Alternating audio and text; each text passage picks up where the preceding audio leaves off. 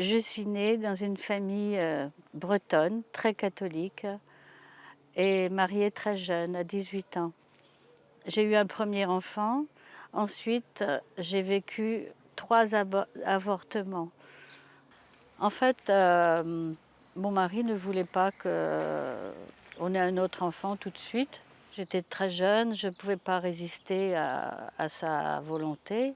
Alors, voilà, ça s'est passé une première fois. Puis j'ai beaucoup, beaucoup pleuré, en sortant de cette opération. J'ai vraiment été ça m'a arraché le cœur. Donc, très vite après, une deuxième grossesse s'est annoncée. Puis là, j'ai dit: «Non, non, bon, on arrête, hein».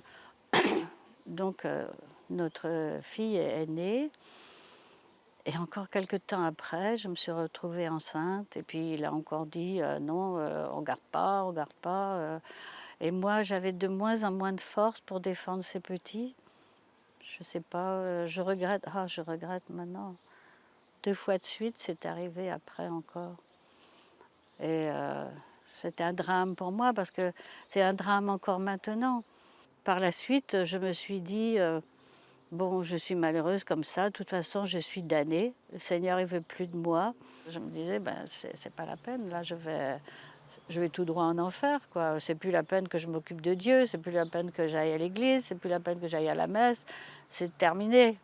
Je vais chercher, mon bonheur ailleurs». La société me disait que dans les biens matériels, on pouvait trouver le bonheur. Bon, ça marchait pas.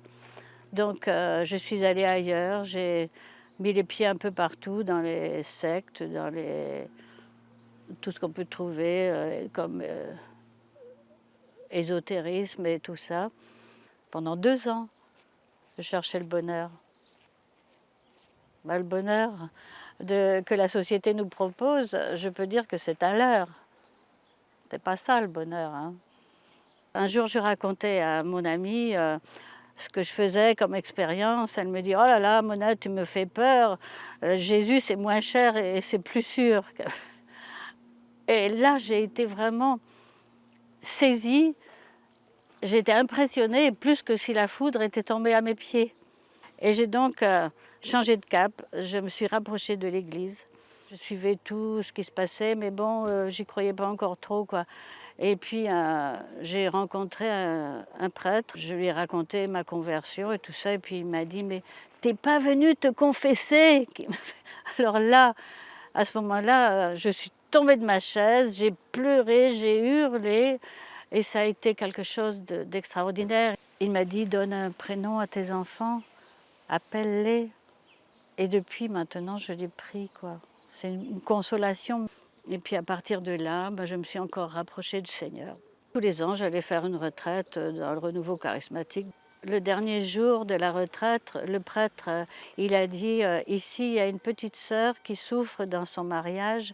Le Seigneur est en train de guérir son cœur». Cette parole, je l'ai prise pour moi tout de suite, puisque j'étais dans ce contexte-là. Le lendemain, je prenais le train pour rentrer et là, en rentrant dans le train, j'ai senti l'amour de Dieu m'envahir complètement.